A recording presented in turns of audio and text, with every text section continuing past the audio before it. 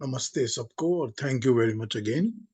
हम 7th chapter start कर चुके हैं गीता का 7वां अध्याय। और पिछली दफा हमने 7वें अध्याय के पहले 2 मंत्र किए थे, पहले 2 श्लोक किए थे। आज हम उससे आगे बढ़ेंगे। एक आज पिछली बार भी मैंने इस पर जिक्र किया था, तो आज वो निकाल के ले आया हूं कि इस पर बात कर लूं। ये यजुर्वेद के 40वें अध्याय का 14वां मंत्र है। यजुर्वेद का 14 जिसको कि ईश उपनिषद ने अपने यहाँ नंबर 11 पर जगह दी है। तो नंबर 11 पर उन्होंने जगह दी है इसको, और ये इसका 40th मंत्र है हमारे यजुर्वेद का। इस पर बात कर चुके हैं पहले, पर इसको एक बार पढ़ता हूं। ये मंत्र ये है कि विद्याम च अविद्याम च यस्त द्वेदो भयम सह अविद्याया मृत्युम तीर्थवा विद्या या अमृतमश्नुते। अविद्या से मृत्यु को पार करो और विद्या से अमृत को पा जाओ।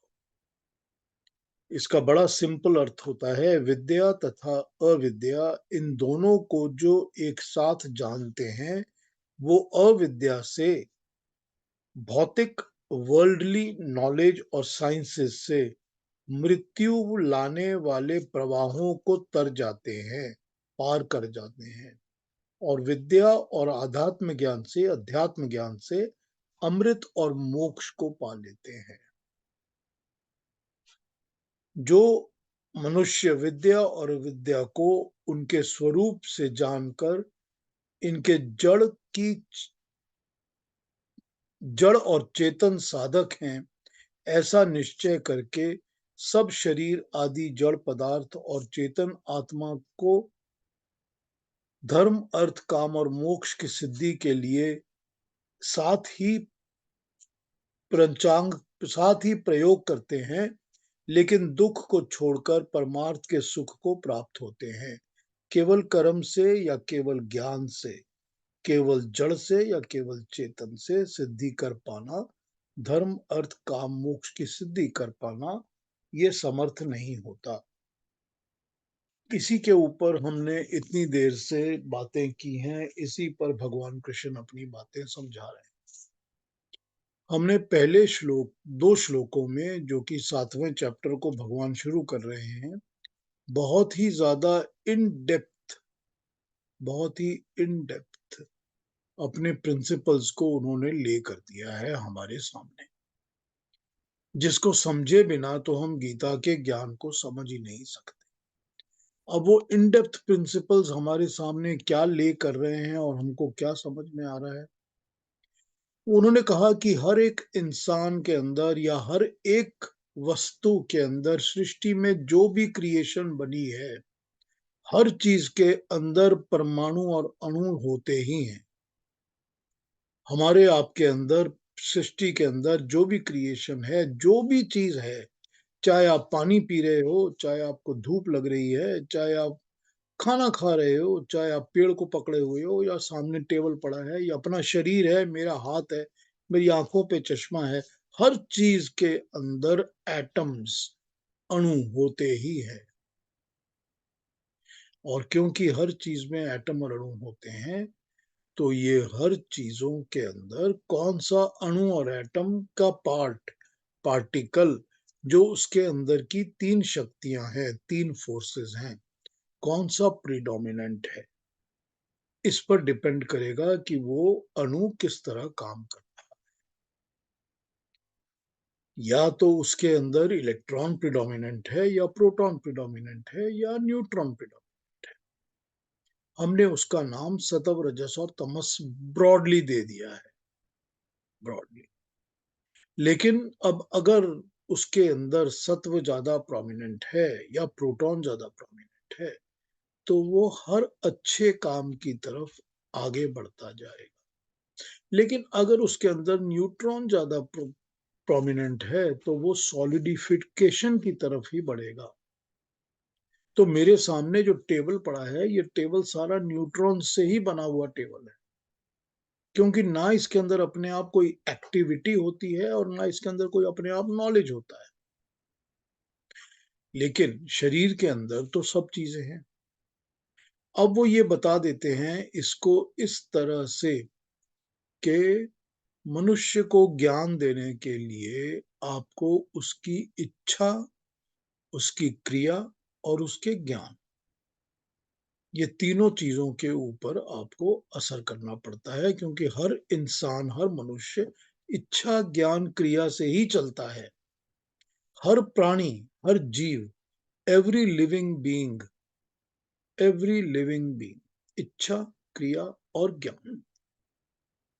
इच्छा क्या है? इच्छा है उसका डिजायर, जो उसका दिल कर रहा है, उसका जो मन है। नॉलेज, ज्ञान क्या है? ज्ञान है जो उसको नॉलेज मिला हुआ है, जो उसको कहीं से भी मिला, कोई भी टाइप का नॉलेज है। यहां पर जब ज्ञान कहा गया तो उसमें ज्ञान विज्ञान दोनों आ गए। और तीसरी चीज है क्रिया, यानी कि एक्शन। अपनी इच्छाओं को पूरा करने के लिए जब वो एक्शन लेता है तो वो किसी ना किसी नॉलेज बेस्ड एक्शन पर ही काम करता है। बिल्कुल सिंपल है ना ये बात? इसको समझने में तो मुश्किल नहीं होती ना। जो इच्छाएं हैं, वो सारी की सारी इच्छाएं मनुष्य के अंदर तमस गुण से पैदा होती हैं, तमोगुण से ही पैदा होती हैं। उन इच्छाओं की क्रियाओं को करने के लिए, काम को करने के लिए उसको रजोगुण की, रजस गुण की जरूरत पड़ती है, या इलेक्ट्रॉन्स की जरूरत पड़ती है, क्योंकि इलेक्ट्रॉन्स ही होते हैं जो एक्टिविटी देते हैं। और उसको नॉलेज प्राप्त करने के लिए प्रोटॉन्स की या सत्व गुण की जरूरत पड़ती है। तो अब क्योंकि हर एक चीज के अंदर, सृष्टि की हर चीज के अंदर, हर एटम के अंदर ये तीन गुण होते हैं, और ये तीन गुण ही हमको असर करते हैं, प्रभाव डालते हैं। तो इसीलिए किसी किसी को, जिसके अंदर इच्छा ज्यादा प्रबल है, उसकी इच्छाओं की पूर्ति के लिए मुझे उनको भक्ति योग या भक्ति मार्ग दिखाना पड़ता है। और वो लोग जिनके अंदर क्रियाएं ज्यादा प्रोमिनेंट हैं, उनके लिए मुझको कर्म का मार्ग दिखाना पड़ता है, क्योंकि वो कर्म करते हैं। और वो लोग जो कि जिनके अंदर ज्ञान या सत्व गुण ज्यादा प्रोमिनेंट है, उनके लिए मुझे ज्ञान योग दिखाना पड़ता है। तो मैं अपनी गीता का रास्ता इस तरह दिखाकर साफ करता हूं, यही आपको बताता हूं। और इसके बाद उन्होंने पहले ही श्लोक में ज्ञान विज्ञान की बात छेड़ दी है। उन्होंने वही जो मैंने अभी पढ़ा, विद्याम च विद्याम, इसकी बात उन्होंने छेड़ दी है। उन्होंने कहा है कि ज्ञान तो वो ज्ञान है जो कि ईश्वर का, परमात्मा का ज्ञान देता है। और विज्ञान वो ज्ञान है जो कि सारी दुनिया का, सारी सृष्टि का, सारी क्रिएशन का आपको नॉलेज या एक्सपर्टीज देता है, वो विज्ञान है। अब इन दोनों को जाने बिना आप परमात्मा तक नहीं पहुंच पाते। ये हो नहीं सकता कि सिर्फ ज्ञान हो और ज्ञान के द्वारा ही आप ईश्वर तक पहुंच जाएं, क्योंकि आपको जीना तो है, शरीर तो पालन करना है। शरीर पालन के लिए भी तो आपको बहुत कुछ जानना पड़ेगा। मुझे क्या खाना है, क्या पहनना है, पाँव कहाँ रखना है, कहाँ नहीं रखना है, हर चीज का तो आपको विज्ञान जरूरत है, नॉलेज जरूरत है। तो बिना ज्ञान और विज्ञान के परमात्मा को नहीं पाया जा सकता। केवल ज्ञान से परमात्मा नहीं मिलता, केवल विज्ञान से नहीं मिलता। लेकिन यहाँ पर समझने की चीज ये है कि जो ज्ञान है, ज्ञान को प्राप्त करने के लिए जो विज्ञान है वो बाधा डालता रहता है, जब तक कि हम उसके बैलेंस को नहीं समझते प्रॉपरली।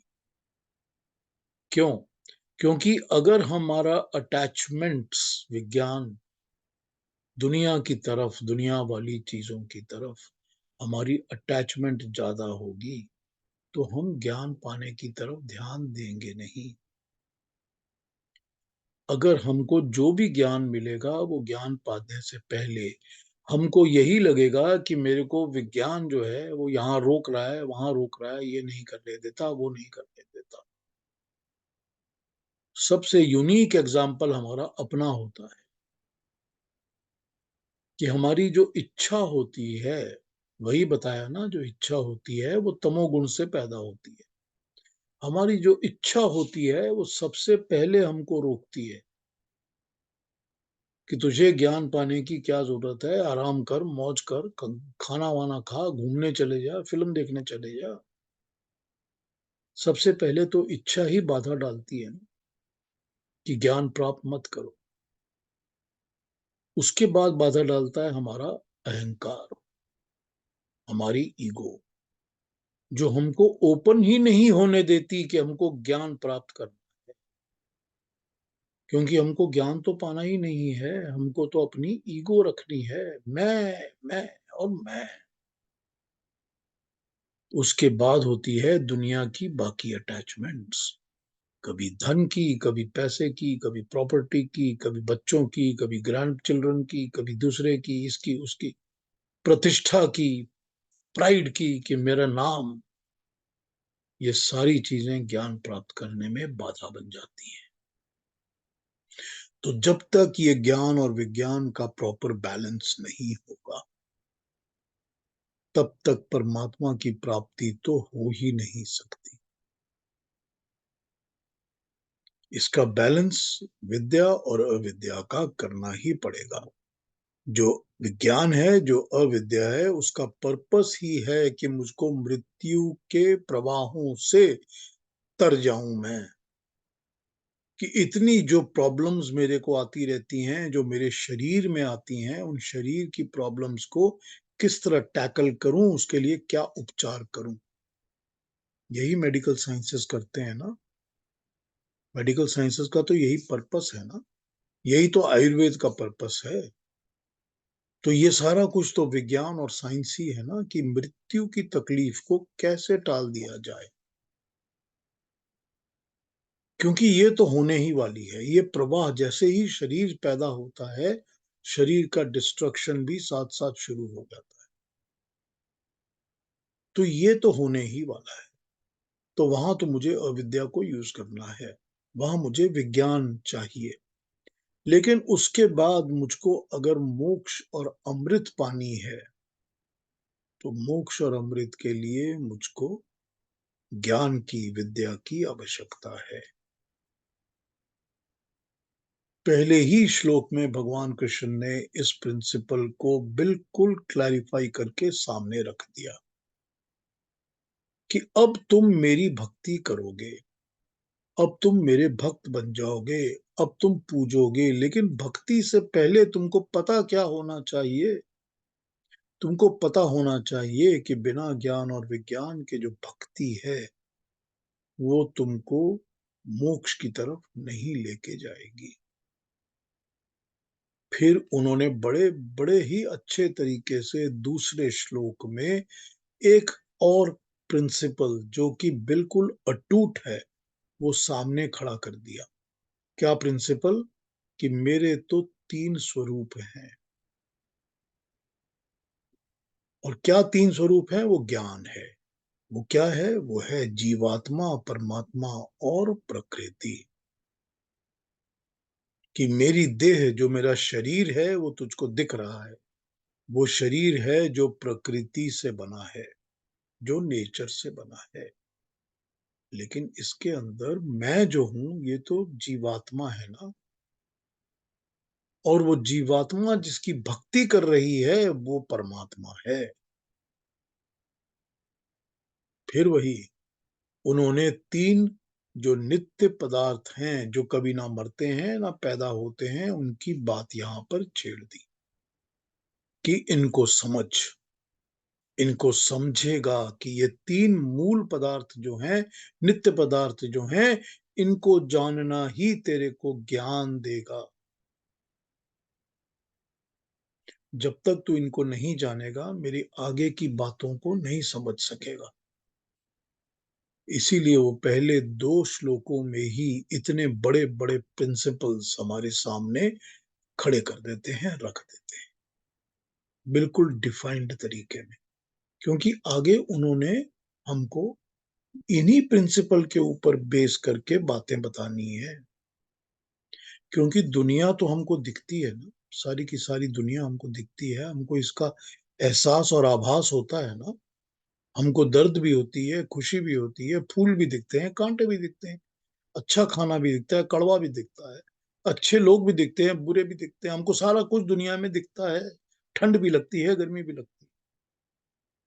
जब हमको सब कुछ दिखता है, तो ये सब कुछ के पीछे भी तो हमको परमात्मा और भगवान को ढूँढना है। कैसे ढूँढेंगे? क्योंकि हमको तो सृष्टि में भी परमात्मा को ढूँढना है और ज्ञान में तो परमात्मा को ही ढूँढना है। तभी तो हम अपने आप को भक्त कहेंगे ना, भक्ति तो तभी होगी कि जब हम ईश्वर को हर चीज़ में ढूँढ रहे हैं, तो हम उसके भक्त हैं। तो वो अपने प्रिंसिपल्स को इस तरह से भगवान कृष्ण हमारे सामने पेश कर रहे हैं। जस्टिफिकेशन उन्होंने दे दिया कि ज्ञान, कर्म और भक्ति तीनों का बैलेंस मैं क्यों करता हूं और क्यों 3 तरीके से अपनी बात को समझाता हूं। क्यों समझाता हूं? क्योंकि हर मनुष्य के अंदर अलग-अलग जो एटम्स और अणु हैं, वो अलग तरह से एक्टिवेट होके काम करते हैं। प्रोमिनेंस अलग-अलग है। उसके बाद तुझको मैं क्यों समझाता हूँ? क्योंकि तुझे ज्ञान भी चाहिए और विज्ञान भी चाहिए। मैं इन दोनों का सहारा लेकर ही तुझे बात बताऊंगा। ज्ञान की बात भी बताऊंगा और विज्ञान की भी बताऊंगा। और तीसरी बात कि ये सब कुछ जानने के लिए तुझे ये मानना पड़ेगा कि ज्ञान जो है वो इन 3 वस्तुओं का ज्ञान है और ये 3 तेरे सामने है। तुझे सामने देखना है क्योंकि तुझे शरीर तो दिखता है। जब वो शरीर दिखता है और तुझे दिख रहा है कि एक शरीर तो है, और जब तुझे ये पता चलता है कि जब ये शरीर है तो इसका मतलब इसके अंदर एक जीवात्मा भी है। ये तो तुझे दिख रहा है ना। ये शरीर दिख रहा है क्योंकि प्रकृति है, प्रकृति से बना हुआ शरीर है। और जब तुझको शरीर दिख रहा है तो तुझको ये भी दिख रहा है कि एक जीवात्मा है। अगर जीवात्मा नहीं है तो शरीर भी नहीं है, वो तो मट्टी का टुकड़ा है, ढेला है, कुछ नहीं है। तो 2 चीजें तो तुझको प्रकट दिख रही हैं, तुझको पता है कि ये 2 हैं। और जो नहीं दिख रही वो है तीसरी चीज, जिसके ऊपर मेरी भी भक्ति लगी हुई है, मैं भी उसी के पीछे पड़ा हुआ हूँ। वो ईश्वर है, परमेश्वर है, वही तुझको देखना है। तो ये हमारे 7th चैप्टर की बिगिनिंग की प्रिंसिपल्स हैं जो भगवान कृष्ण एकदम शुरू शुरू में हमारे सामने रख देते हैं। ठीक है, समझ में आ रहा है सबको? Thank you Annie ji, thank you. सबको समझ में आ रही है बात। अब इसको आगे बढ़ाते हैं। इसमें 3 4 हमने 2 कर लिए हैं। 3 4 5 6 7 तक एक किस्म की बात होगी, 8 से बातें बदल जाएंगी। तो ऐसा करते हैं कि अरुणा जी आप सिर्फ नंबर 3 पढ़ दीजिए, फिर उसके बाद 4 5 और 6 7 इस तरह पढ़ लेंगे। जी तो 3 नंबर को पढ़ दीजिए, इस पर बात करता हूँ, फिर उसके बाद आगे बढ़ जाए। जी हाँ जी। मनुष्याणां सहस्रेषु कश्चिद्यतति सिद्धये यततामपि सिद्धानां कश्चिन्मां वेत्ति तत्त्वतः। Thank you. हजारों मनुष्यों में से कोई एक योग की सिद्धि के लिए यत्न और चेष्टा करता है, और जो लोग यत्न करते हुए योग की सिद्धि कर लेते हैं, उनमें से कोई एक ही मुझ मेरे तात्विक रूप को पा जाता है, जान जाता है। बहुत सारे लोग जो हैं वो तो करते भी नहीं हैं, लेकिन जो करते भी हैं, योग सिद्धि के साधन में लगे रहते हैं और यत्न करते हैं, कोशिश करते हैं, उनमें से भी कोई ही एक ऐसा होता है जो मेरे असली रूप को पहचान सकता है। यतते, आइए इस पर फिर बात करूंगा। मनुष्यों में से सहस्त्रेषु, हजारों में से कश्चित कोई यतति, यत्न करता है, सिद्धय, सिद्धि के लिए। यतताम, यत्न करने वालों में से भी, सिद्धानाम, सिद्धि के कश्चित कोई भी मुझे देती जानता है, तत्वतः, तात्विक रूप में, प्रॉपर तरीके से, यथार्थ रूप में। एक और दो चार ट्रांसलेशंस पढ़ते हैं, फिर इस पर और बात करते हैं। Number 3. Hardly one among thousands of men strive to realize me. Of those striving yogis, again, some rare one devoting himself exclusively to me knows me in reality. 3. हे अर्जुन, दुर्योधन, कंस, शिशुपाल, जरासंध सरीखे सैकड़ों मनुष्य तो मुझसे द्वेष करते हैं। मैं धर्म उद्धार तथा महाभारत साम्राज्य स्थापना द्वारा धर्म साम्राज्य स्थापना रूप जिस महान उद्देश्य को लेकर आया हूं, उसे कुछ कई नहीं समझते, यहां तक कि समझने की कोशिश भी नहीं करते। फिर जो यत्न करते हैं वे मुझे असल में मानकर मेरे गीत गाने लगते हैं।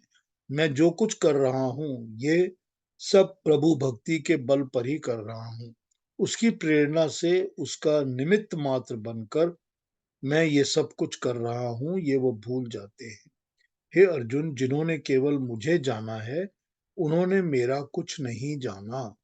जिन्होंने मेरे नेतृत्व के कारण, लीडरशिप के कारण, रूप प्रभु समर्पण को, मेरे ईश्वर प्रणिधान को जाना है, उन्होंने ही मेरा तत्व जाना है।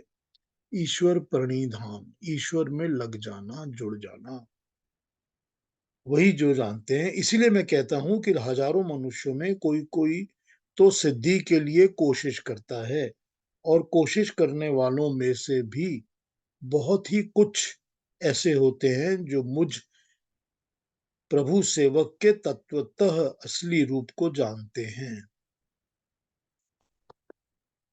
और एक दो ट्रांसलेशंस देख लेते हैं, उसके बाद आगे बढ़ते हैं। नंबर 3. हजारों में से कोई ही मनुष्य इस ज्ञान की सिद्धि के लिए कोशिश करता है। उन ज्ञान को प्राप्त करने वालों में से कोई ही होता है जो परमात्मा की तरह तत्व को जान पाता है या मेरी असली रूप को समझ पाता है। इसमें अब कुछ नोट पढ़ता हूं, फिर उसको और बात करते हैं। यहाँ शब्द दो बार आया है, यतति। यतिति का यहाँ आर्ष प्रयोग है। व्याकरण की दृष्टि में यतते होना चाहिए। इसी प्रकार इस श्लोक में यतताम भी प्रयोग किया गया है। व्याकरण की दृष्टि से यतमानानाम होना चाहिए।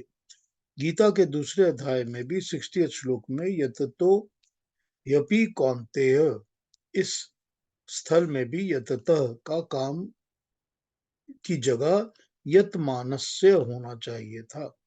यतो प्रयत्ने धातु आत्मनेपदी है, परंतु गीता में 360, 260 तथा 73 में इस परस्मई पदई के तौर पर प्रस्तुत किया गया है, जो व्याकरण की दृष्टि से थोड़ा सा अलग है।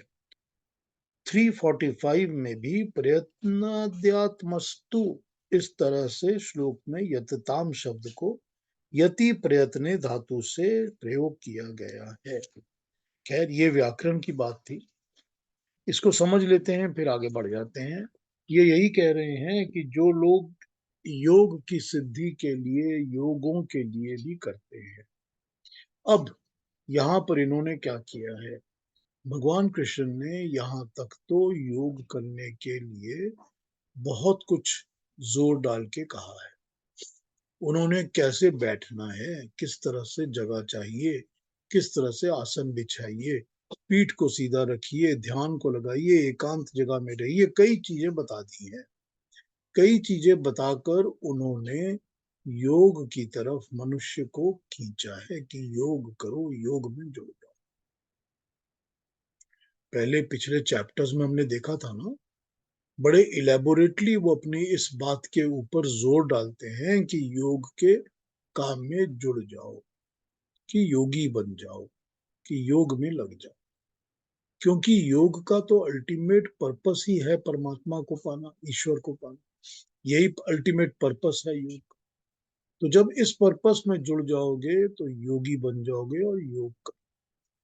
तो अब तक उन्होंने छठे चैप्टर तक तो उन्होंने योग पर बहुत जोर डाला था कि जो योगी होगा वही आगे बढ़ सकेगा। और योगी होने के लिए बुद्धि कैसी होनी चाहिए, निश्चयात्मक बुद्धि कैसी होती है जो डावाडोल नहीं होती, कैसा मनुष्य का चरित्र होता है, कैरेक्टर कैसा होता है, कर्म कैसे होते हैं, सारी चीजें उन्होंने डिफाइन करके बताई।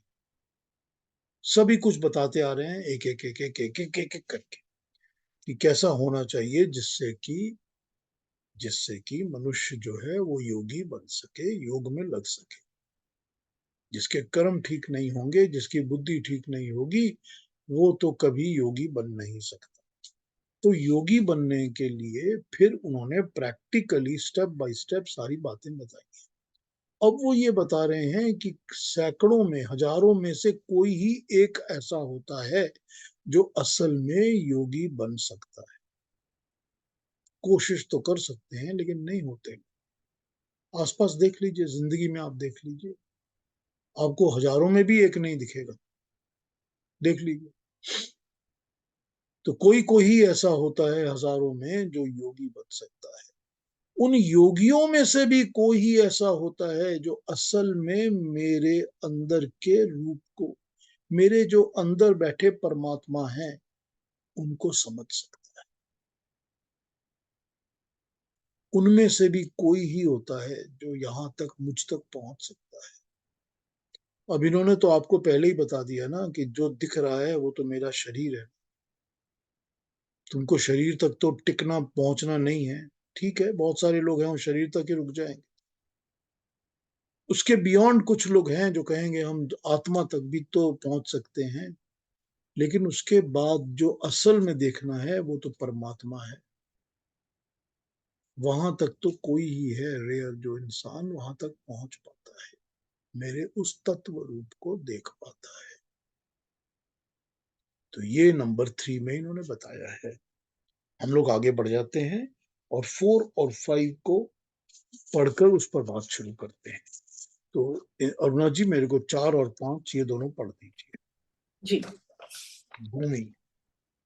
भूमिरापो नलो वायु खं मनो बुद्धिरेव च अहंकार इति यं मे भिन्ना प्रकृतिरष्टधा अपरेयमितस्त्वन्याम् प्रकृतिं विद्धि मे परा जीवभूतां महाबाहो ययेदन्धायते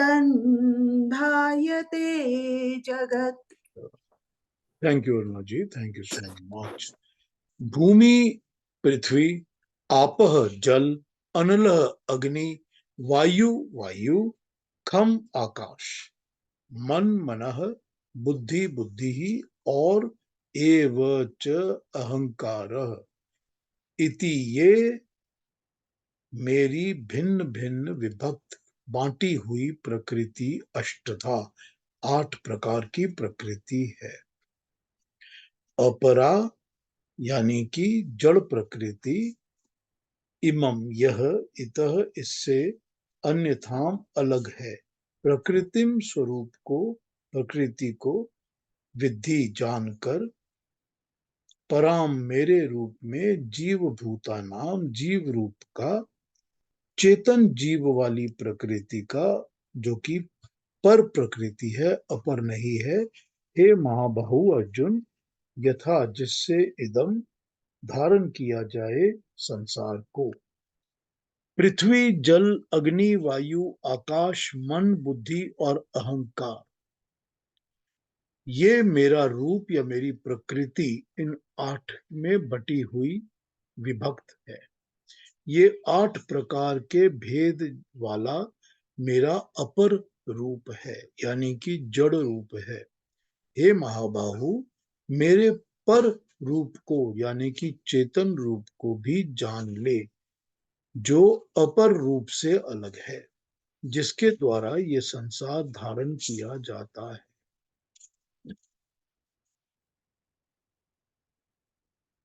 हम्म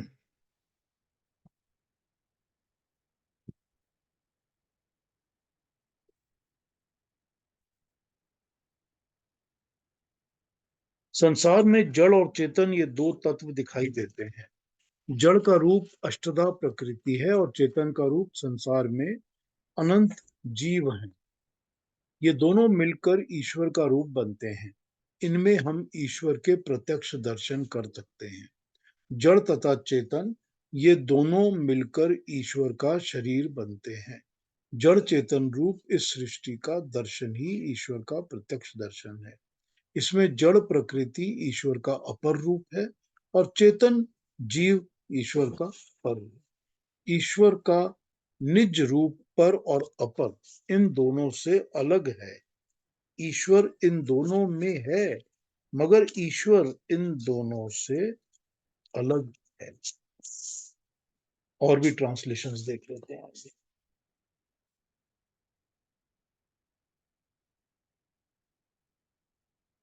Earth, water, fire, air, ether, mind, reason, and also ego. These constitute my nature divided into 8 parts. This indeed is my lower material nature. Other than this, by which the whole universe is sustained, know it to be my higher or spiritual nature in form of Jeev, the life principle, O Arjun. Arjun, know that all beings have evolved from this twofold Prakriti, that I am the source of entire creation. ठीक है, तो अष्टधा प्रकृति की बात कर रहे हैं भगवान कृष्ण। आइए इसकी और ट्रांसलेशंस भी पढ़ लेते हैं।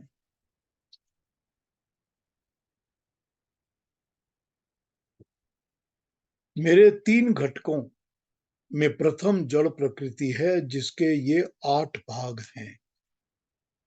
भूमि जल तेज वायु आकाश, ये 5 भूत हैं, और छठा मन, सातवीं बुद्धि और 8वां अहंकार। हे अर्जुन, मेरे समग्र रूप को बनाने वाली दूसरी प्रकृति अर्थात घटक ये है जो तेरे सामने प्रत्यक्ष है। वह जीव जिसने पूर्व जन्म में विवस्वान को योग का उपदेश दिया था, इस जन्म में तुझे उपदेश दे रहा हूं। हे अर्जुन, प्रभु भक्तों का देह तथा जीवन कार्य तो कुछ भी नहीं है। वे सबसे बड़ा स्थान तो उस महाशक्ति को देते हैं जिसके सामने वो अपने आप को तुच्छ मानते हैं। सो मैं तो अपरायम में आ गया, किंतु मेरी समग्र रूप के घटकों में सबसे महत्वपूर्ण इस जीव से भी भिन्न एक परम प्रकृति है, जो जीव मात्र को जीवन देती है, जिसने इस सारे जगत को धारण किया हुआ है। परा और अपरा।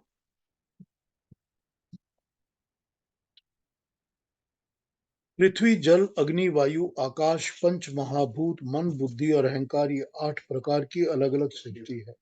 ये 8 प्रकार की प्रकृति तो अपरा है। अपरा जो समझ समीप होती है, पास होती है, जो दिखती है। दूसरे जीव यानी कि प्राणियों की भी एक सृष्टि है जो परा है, यानी कि अप्रत्यक्ष है, दूर दिखती है। ये दोनों प्रकार की सृष्टि से संपूर्ण जगत धारण किया हुआ है। अब आगे 6 और 7 पर बढ़ने से पहले ये तो समझ लेते हैं कि यहाँ भगवान क्या कह रहे हैं। यहाँ पर भगवान अपने 2 किस्म की क्रिएशंस जो मैंने बनाई हैं, जो उन्होंने बनाई हैं, उसकी बात कर रहे हैं। यहाँ पर भगवान कृष्ण जो है वो रेफरेंस वही दे रहे हैं। उन्होंने 3 धातुओं की बात की है। उन्होंने अपने आप के 3 रूपों की, स्वरूपों की बात की है। उन्होंने बताया है कि मेरा देह, बॉडी वो है। फिर उन्होंने बताया है कि मेरी जीवात्मा है। अभी ये इन दोनों की बातों को अपरा और परा से बता रहे हैं। अपरा के अंदर 8 चीजें जरूरी होती हैं। तो 8 क्या होती हैं? 8 उन्होंने 5 महाभूत या 5 एलिमेंट्स बता दिए हैं, जो कि अग्नि, वायु, जल, पृथ्वी, आकाश हैं। और फिर उसके ऊपर 3 और जोड़ दिए हैं, मन, बुद्धि और अहंकार।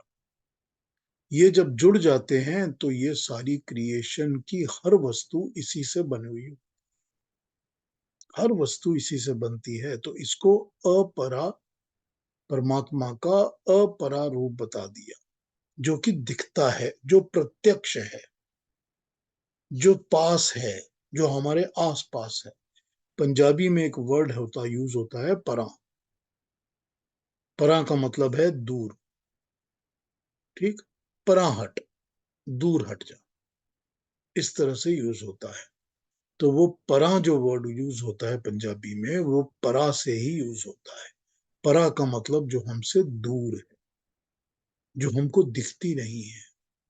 तो अपरा तो वो है जो दिखती है, जो हमारे पास है, नजदीक है, जो हमको आंखों से प्रत्यक्ष दिखती है, हम फील कर सकते हैं, हम जानते हैं। यानी कि फिजिकल बॉडी, यानी कि जिसके अंदर आकाश, जल, पृथ्वी, अग्नि, वायु हैं, मन, बुद्धि और अहंकार हैं। ये हैं वो चीजें जो हमको दिखती हैं, जो हमारा शरीर है, बॉडी है, फिजिकल। फिर अपरा वो है जो हमको दिखती नहीं है, पर हमको पता है कि वो है। तो वो क्या है? हर बॉडी के अंदर जो जीवात्मा है, जो सोल है, रूह है, वो अपरा है। क्योंकि वो हमसे दूर है, हमको दिखती नहीं है, प्रत्यक्ष नहीं है, लेकिन है, ये हमें पता है। तो इस 2 श्लोकों में, 4 और 5 श्लोक के अंदर, उन्होंने अपने इन पहले 2 रूपों के बारे में, जिसके बारे में वो पिछले श्लोक में बात कर रहे हैं कि देह है, जीवात्मा है, परमात्मा है, कि शरीर है, जीवात्मा है, सोल है और ईश्वर परमात्मा है। तो उन्होंने जो सोल, जो शरीर है, जो बॉडी है, जो प्रकृति है, उसको अपरा बता दिया कि मेरी ही अपरा क्रिएशन है ये, इनको भी मैंने ही बनाया है, ये भी मेरी ही क्रिएशन, सब कुछ, क्योंकि उसका ही तो बनाया हुआ सब कुछ है ना, सब कुछ तो उसका ही बनाया हुआ है ना। तो उसकी बनाई हुई तो क्रिएशन है ना, जिसकी बात हो रही है। तो जो तुझको दिख रहा है, जो तेरे नजदीक है, तेरे पास है, वो भी सब कुछ मैंने ही बनाया है, लेकिन वो तुझको सामने नजर आता है। उसके अलावा एक अपरा है जो तुझको दिखता नहीं है, मगर वो है, मगर वो है।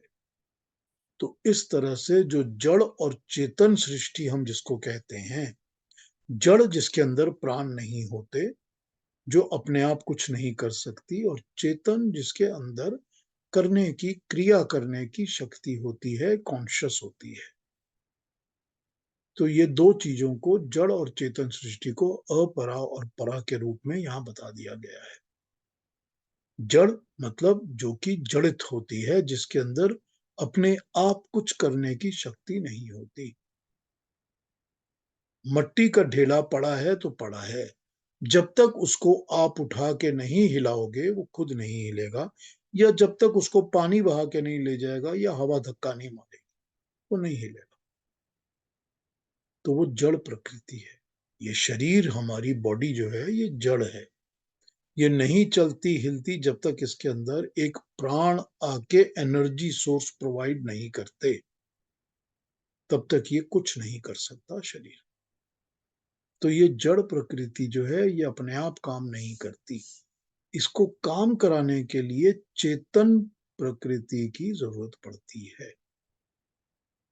तो एक जो जड़ चीजें हैं वो परमात्मा का ही एक जड़ रूप है या अपरा है, और जो चेतन है, कॉन्शियस है, जो काम कर रहा है, वो परमात्मा का परा रूप है जो दिखाई नहीं देता। अब आप कहेंगे कि हमने प्रिंसिपल्स में तो ये पढ़ लिया था कि परमात्मा, जीवात्मा और प्रकृति तीन अलग अलग चीजें हैं। अब ये आपने समझा दिया कि प्रकृति में जो काम कर रही हैं चीजें वो परमात्मा का ही एक रूप है, और परमात्मा तो अपने आप है ही। तो ये जीवात्मा के अंदर, चेतन के अंदर परा की बात क्यों आ गई? है ना? है क्वेश्चन मन में कि नहीं है? कि जीवात्मा में परा की बात क्यों होंगी? परा की बात तो परमात्मा ही आनी चाहिए थी, फिर ये जीवात्मा में क्यों आ गई? जीवात्मा में इसीलिए आ गई कि वो चेतन जो है, वो जीवात्मा जो है, जिसको हम देख रहे हैं कि ये है, या बिना देखे भी हमको इसकी समझ आ रही है कि वो है, वो भी तो तभी है जब उस परमात्मा ने ही उस जीवात्मा को शरीर के अंदर जन्म दिया है। तभी तो हमको समझ में आ रहा है ना कि वो जीवात्मा है। तो ये परा और अपरा को समझने के लिए तो हमने अपनी बॉडी को, और बॉडी के अंदर जो सोल है उसको यूज करके समझना है। लेकिन असली परमात्मा का रूप परा और अपरा से भी परे है, अलग है। ये भी तो बता दिया ना। तो अब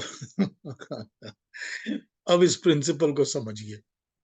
प्रिंसिपल को ये समझिए कि हर परमाणु जो कि कार्यरत होता है, जो एक्टिव हो जाता है, हर उस परमाणु के अंदर एक्टिविटी परमात्मा की ही दी हुई होती है। वो ईश्वर की जो शुरू शुरू में शक्ति, लगाम उसके ऊपर चढ़ती है परमाणु पे, वही होती है जो परमाणुओं से काम करवाती है।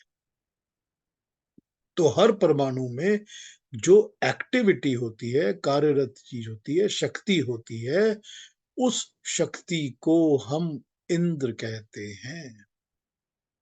उसी पर हमने पिछले बार इंद्र के ऊपर बात की थी।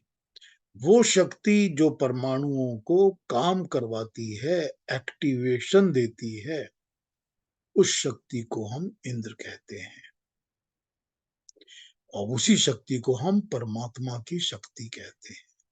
तो हर एक एटम के अंदर, हर एटम के परमाणु के अंदर जो शक्ति काम कर रही है वो परमात्मा की शक्ति है। ये उसका अपरा रूप है, क्योंकि ये हमको दिखता है चारों तरफ, हम इसको फील कर सकते हैं।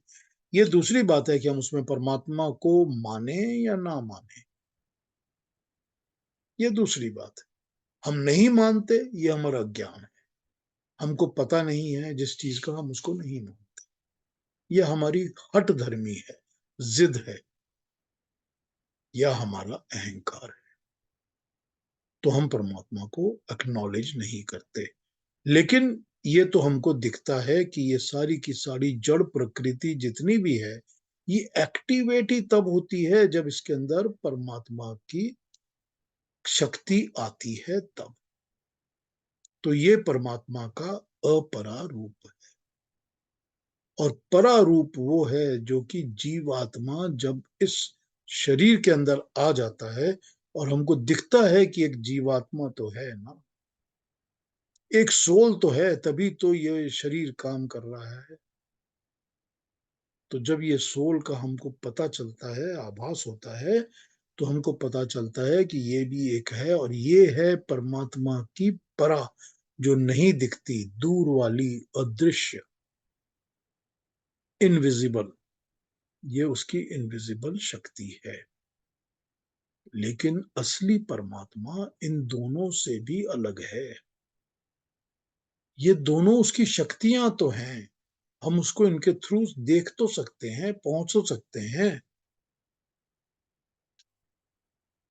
हम उसका दामन तो पकड़ सकते हैं इससे कि हमारे हाथ कुछ तो आ गया। लेकिन असली परमात्मा परा और अपरा से भी परे है, अलग है। लेकिन तू जान तो ले, ये देह क्या है और जीवात्मा क्या है। उसके बाद मैं तेरे साथ परमात्मा के बारे में भी बात करूंगा। लेकिन अभी तो मैंने तेरे को ये दो ही बातें बताई हैं। आगे के श्लोकों में और भी बातें बताऊंगा। तो ये हो गया हमारा 4 और 5। अब 6 और 7 पर आगे बढ़े। इसके पहले कुछ पूछना हो तो पूछ लीजिए, वरना मैं 6-7 भी कवर कर लेता हूँ। मगर थोड़ी सी डिटेल डिस्कशन होने वाली है उस पर। तो आप अगर कुछ पूछना हो, कंसर्न हो, क्वेश्चंस हो, तो पूछ लीजिए। दोबारा कोई समझने की जरूरत हो तो दोबारा समझ। जी, पीयूष जी, ये परा और अपरा ज़रा फिर से समझाएँगे? थोड़ा कन्फ्यूज़न है। जो जीवात्मा है, वो अपरा है या परा? वो दिखाई तो नहीं देती है। जीवात्मा हमें पता है जीवात्मा है। परा वही है जो दिखाई नहीं देती, अदृश्य है, अदृश्य है, तो अप्रत्यक्ष जीवात्मा है, वो परा प्रत्यक्ष है। नहीं है। वो सब अपरा है, हमसे दूर है। हाँ जी, हाँ जी। हमसे का मतलब हो गया हमारे सेंसरी ऑर्गन से। सेंसरी ऑर्गन से जिसको मतलब हम आंख से, कान से, नाक से, हाथ से, इन सब से दूर है। तो जो इन सब से दूर है वो परा है। वो है, लेकिन हमको वो सेंसरी ऑर्गन्स उसको पकड़ नहीं सकते। और अपरा वो है जो कि दूर नहीं है, हमारे पास है, समीप है, प्रत्यक्ष है, दिखता है। ठीक है। हाँ जी, ठीक है। अभी भी कोई कंफ्यूजन है तो पूछ लीजिए।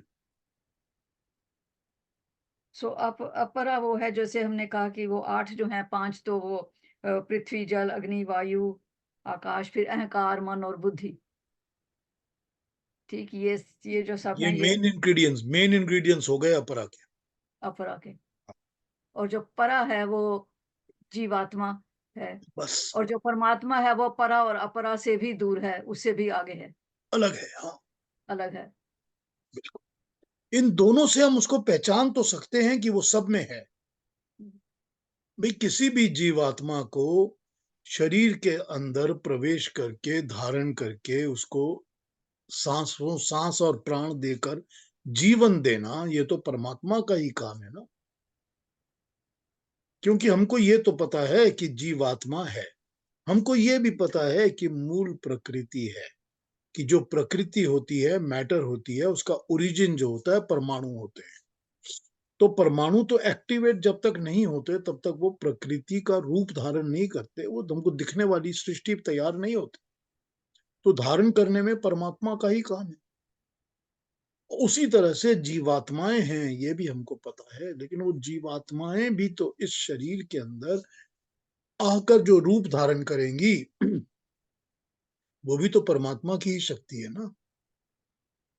तो इन दोनों शक्तियों को, पहली दोनों बातों को अपरा और परा से समझा दिया गया।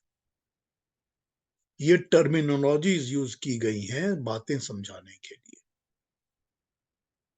और उसके बाद ये बता दिया गया कि परमात्मा लेकिन इन दोनों से भी अलग एक पदार्थ या तत्व है, या कोई चीज है। वो इन दोनों से भी अलग है, लेकिन इन दोनों में भी परमात्मा ही है। तुझको इन दोनों के थ्रू भी परमात्मा मिल सकता है, लेकिन तू इन्हीं में अटका मत रहे। क्योंकि क्योंकि किसी में अटकना भी तो एक आसक्ति है ना, अटैचमेंट है ना। और मैंने तो तेरे को अटैचमेंट से ही छुड़ाना है ना। तो इनसे भी मत जुड़, इनमें भी अटैच मत हो जा। तो अपरा और परा से वो परमात्मा के स्वरूप को समझा रहे हैं, और उसके एक्शंस और एक्टिविटीज को समझा रहे हैं, ईश्वर की। हाँ जी। कुछ ठीक। क्लैरिफाई हो रहा है अभी? हाँ जी, हाँ जी, हो रहा है। ठीक, धन्यवाद। और कोई कुछ पूछेंगे, कुछ कहेंगे इसके बारे में? पिछली बार मनीषा जी ने जो आपसे सवाल किया था और आपने बताया था, तो आज वो इस क्लास में भी आ गया, दोबारा से रिपीट हो गया परमात्मा के लिए। क्या कहा था मनीषा जी ने पिछली बार? उन्होंने पूछा था ना कि परमात्मा क्या है? हमें नज़र नहीं आता, या हम कैसे पता कर सकते हैं कि परमात्मा क्या है? तो आपने उसका डिटेल में जवाब दिया था लेकिन आज फिर वो दोबारा से आ गया ये और बिल्कुल, आज उसको क्लैरिफाई कर दिया और भी अच्छी तरह से कि परमात्मा क्या है समझने के लिए तुझे अपरा भी देखना है, परा भी देखना है, मगर उसके बियॉन्ड भी देखना है। बिल्कुल। तो ये तीनों चीजों में परमात्मा तुझको दिखना चाहिए। बिल्कुल ठीक बात। अच्छा रिमाइंड कराया आपने एनी जी, थैंक यू। हाँ जी, और कोई कुछ पूछेंगे, कोई बात कहेंगे? अरुणा जी कुछ कहेंगी? जी, बहुत अच्छी तरह से समझ में आया। युक्ता जी ने स्पेशली जब पूछा तब और क्लैरिटी आ गई कि सृष्टि में ये 3 सत्ताएं हैं। एक है प्रकृति जो अ, अपरा है, वो अपरा है, और जीवात्मा और परमात्मा जो पराशक्तियां है। जीवात्मा को परमात्मा ही नियमन कर रहे हैं। परमात्मा से नियंत्रित जो है वो जीवात्मा है। इसके बारे में मुझे और एक पिछली बार ही याद आया था। आपने जब श्वेता उपनिषद पढ़ाया था तब आपने 2 पक्षियों की बात कही थी कि 2 पक्षियां एक ही डाल पे बैठी है, दोनों दिखने में बहुत सुंदर है, सुंदर पंखों वाली है, यानी गुणों में ऑलमोस्ट सेम है, लेकिन एक पक्षी उस दाल के फलों में खाने में बहुत गड़ गया है और दूसरा उसे सिर्फ देख रहा है। तो एक जीवात्मा है और एक परमात्मा है। ये भी मुझे याद आया। ये भी बराबर है ना? बिल्कुल, द्वा सुपर्णा सयुजा सखाया। यस, यस, अब ब्यूटीफुल। उसमें देखिए तीसरी चीज भी है ना, जो फल खा रहा है वो तो प्रकृति है ना, हाँ, और जिस यस, पेड़ के ऊपर बैठा है वो भी तो प्रकृति है ना। प्रकृति है। तो वो शरीर भी तो प्रकृति है जिसके ऊपर वो बैठा है, और जो भोग कर रहा है वो भी सारा कुछ प्रकृति ही है। यस। बिल्कुल बिल्कुल। अब जब समझा रहे थे तो मेरे सामने वही पिक्चर आ रहा था, वो 2 पक्षी जो बैठे हैं, और हम सभी में आत्मा यानी जीवात्मा जो प्रकृति में इन्वॉल्व है, और परमात्मा जो उसे देख रहा है, वो दोनों मौजूद है। बहुत और बहुत अच्छा। प्रॉब्लम प्रॉब्लम यही होती है कि जब हम खाने में ही बिजी हो जाते हैं तो यस, देखने वाले की ओर हमारी नजर जाती ही नहीं। यस। यही प्रॉब्लम, वही अटैचमेंट है, वही आसक्ति है, वही छूटनी है। उस वक्त भी आपने बहुत अच्छी तरह से वो समझाया था, मुझे अभी भी याद है। Thank you. बहुत थैंक यू। बहुत अच्छा। अब मैं भी ये आपके नोट्स जो हैं ये श्वेता सर फिर से पढ़ रही थी, तो मैं भी इसी श्लोक को ही पढ़ा मैंने, तो अच्छा है अरुणा जी ने भी रिमाइंड करा दिया और बिल्कुल इसके साथ जोड़ दिया ये जो आज हमने किया है। बिल्कुल ठीक बात, एकदम करेक्ट, अरुणा जी ने करेक्ट रेफरेंस निकाली। हाँ जी, बिल्कुल। हाँ जी। हाँ जी, और कोई कुछ पूछेंगे, कुछ कहेंगे? कोई और क्वेश्चन, कोई और कंसर्न्स, दोबारा समझना हो कुछ? तो यहाँ हम जो प्रिंसिपल्स को देख रहे हैं, जो जो बातें समझा रहे हैं भगवान कृष्ण हमारे को, उन बातों को समझे बिना तो हम भक्ति योग की तरफ बढ़ ही नहीं सकते। तो वो भक्त क्या भक्त है जिसको इसका पता ही नहीं है, लेकिन वो अपने आप को भक्त कहता है। तो जब तक उसको ये नहीं पता कि भगवान ईश्वर जो परमेश्वर परमात्मा जो है, उसके 3 किस तरह के स्टेप्स, अपरा परा और उससे भी बियॉन्ड, जब तक हमको ये नहीं समझ में आता हम उसके भक्त कैसे हो सकते हैं। जब तक हम ज्ञान और विज्ञान दोनों को नहीं जानते तब तक हम उसके भक्त कैसे कहलाए जा सकते। जब तक हम ये नहीं समझते कि प्रकृति और ये सृष्टि क्रिएशन, ये जो अपरा है इसमें भी सारा ईश्वर ही ईश्वर है, और जब तक हम ये नहीं समझते कि मुझे जो इस शरीर में बैठाया है वो ईश्वर भी तो ईश्वर है, जो मेरा नियमन कर रहा है, नियंत्रित कर रहा है, कंट्रोल कर रहा है, इन प्रॉपर ऑर्डर यूज कर रहा है, मुझे बैठा रहा है। मैं कहता हूं ना बहुत बार कि अपने अपने जन्म के ऊपर जरा ध्यान देके मेडिटेट करिए। मुझे ये शरीर परमात्मा ने क्यों दिया, मुझे इस परिवार में, इस एटमॉस्फेयर में क्यों जन्म दिया, मुझको इस किस्म की अपब्रिंगिंग क्यों दी, बैकग्राउंड क्यों दी। उस पर ध्यान दीजिए, उसका इंटेलिजेंट सिस्टम आपको समझ में आएगा, अपने कर्म फल आपको समझ में आएंगे, और फिर पता चलेगा कि वो नियमन तो वो है ही ना, सारा कुछ कंट्रोल करने वाला, नियंत्रण करने वाला तो वही है। और फिर उसके बाद भगवान कृष्ण आगे भक्ति की बातें करेंगे, लेकिन भक्त तो वही है जो इन चीजों को समझ कर आगे बढ़ता है। यही है जो true proper dedication, proper love, proper भक्ति होगी ईश्वर की। ठीक है ना? ग्राउंडिंग साफ हो रही है ना, क्लियर हो रही है? क्लैरिटी आ रही है। क्लैरिटी ही तो आनी है, उसी की तो हम्म कोशिश हो रही है। ठीक है, तो फिर कल मिलें। तो हम्म कल 6 और 7 पे बात करेंगे, और उसके बाद 8, 9, 10 पर आगे बढ़ेंगे। बड़े मजे मजे की अच्छी अच्छी बातें हैं, बड़ा अच्छा लगेगा सुन के, बड़ी शांति और सुकून मिलती है ये बातों को सुन के। तो कल मिलते हैं, एकदम ठीक टाइम पे आ जाइएगा, कल इस पर आगे बात करते हैं। नमस्ते। सबको सबको सबको नमस्ते, नमस्ते। नमस्ते। सबको आशीर्वाद।